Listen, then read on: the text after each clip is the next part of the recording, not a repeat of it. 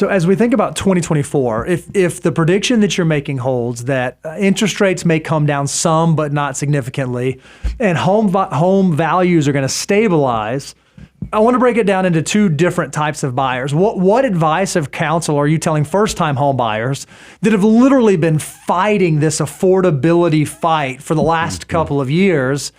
And then what are you telling investors? Is the answer, hey, well, you won't be able to afford houses until real wages increase, so just sit and wait? Or is there something else that they ought to be thinking about as we move through 2024?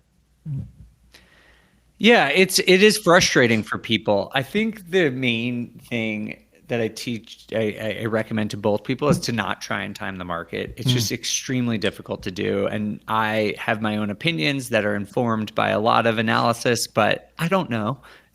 We don't know what's going to happen with the housing market. And particularly for first-time home buyers, I usually say, if you think you're going to live in a house for 5 years, go for it.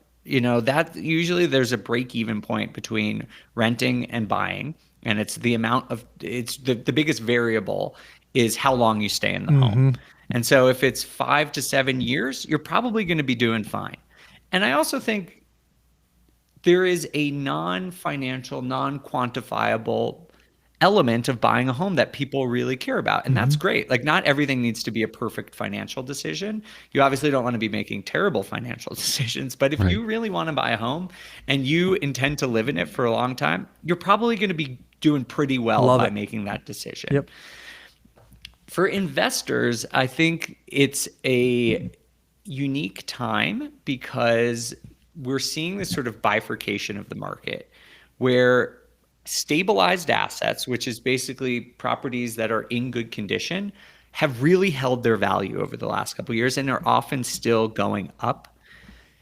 Distressed assets or older assets have lost value in most markets. And so that means the spread and opportunity for that value add or forced appreciation opportunity is better. Margins are actually improving there.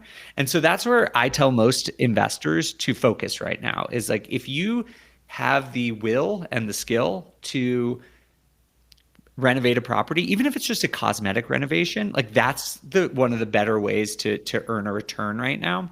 And then the other thing I always recommend, especially for new investors, is something called house hacking, which is basically an owner-occupied rental property investment. That's always great because you don't need to cash flow to make that work make sense financially. As long as you're reducing your cost of living, you're improving your financial situation, and it's really good training wheels to become a landlord. You learn a lot, and it will set you up for the future. So those are just a couple tips that might be helpful in this coming year. I think you said something that is very valuable. It's just like I was talking about cash flow versus getting the deal on the purchase.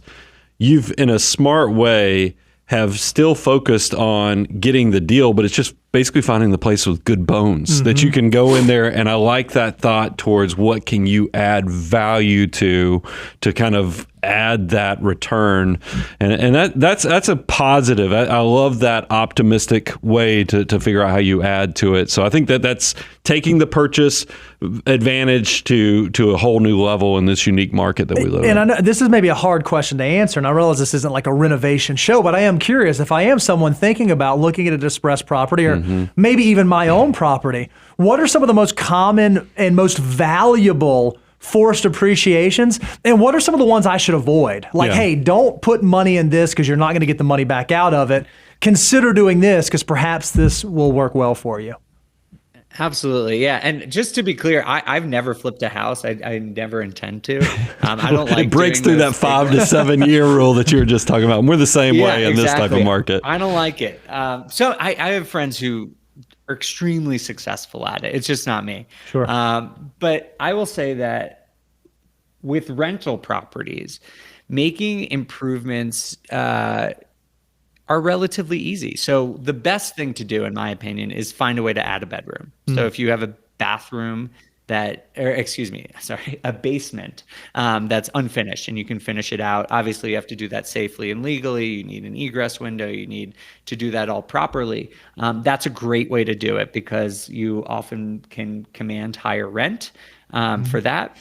I actually read a recent report that showed that the number one ROI on renovating a house is refinishing hardwood floors. So if they're Really? hardwood floors that are scratched up or not doing well, trying to improve those is really good. Would And you then have guessed bathrooms that? and kitchens are Well, really common, good ways to do it. yeah, I mean, I know that it's. Why do you think our real estate agent, when she sees those hardwoods that we have back there in that commercial space, she's always like, "You ought to," because people go crazy for those guess. hardwoods. I just They wouldn't have just guessed know that. it, That's Can't wild. get and they enough look of a horrible right now. But it is probably some of the few $1,000s, and they look good as new again. What I didn't hear you say were Yeah, things exactly. like patios or outdoor living. When it comes to rental properties, are you now? It's different if it's a primary use asset residence, but if you're really trying to look for pure ROI, return on your money, it's more of the stuff inside the house that's utilitarian than some of the like bells and whistles on the outside of the house. Is that accurate? Yes. Broadly speaking, I think it really depends on the asset and knowing your neighborhood. If you're in a family neighborhood, and there's a yard that's not fenced in, fencing it in probably would help.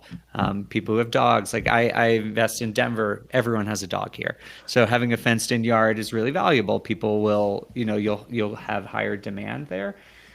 But if you're having young professionals or a roommate situation, outdoor space probably not the highest ROI for traditional long-term rentals. The caveat to that is if you get in the short-term market game, which is a whole nother thing and is a perfectly good way to make money, outdoor space is actually one of the best ways to earn a return is by creating like a good communal area for people to hang out outside. Huh.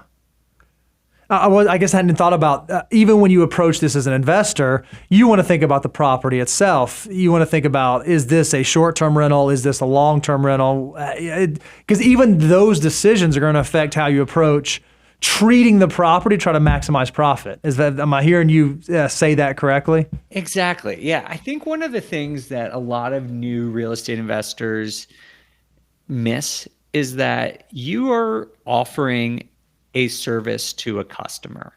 I know we don't talk about real estate in that way, but you are offering a product and you need to make sure that your product is in demand. And so if you're a long-term rental investor, I have a property here in Denver that's in a very young professional. A lot of people right out of college live there. I have another property that's a single family home in a family area. The renovations I would consider and the way I maintain those properties is very different. Young professionals, a little bit higher wear and tear on the properties. Yeah. So you look for things that are a little bit more utilitarian, that are going to be a little more durable. Sure. A family, if in a family area, I might focus more on building a really nice backyard where they can, have a patio, something like that. Same thing with short-term rentals. I just think you really need to think about like, who is your target audience for this property and how am I going to create something that they love and they're going to be happy in and they're going to hopefully stay in for a long time.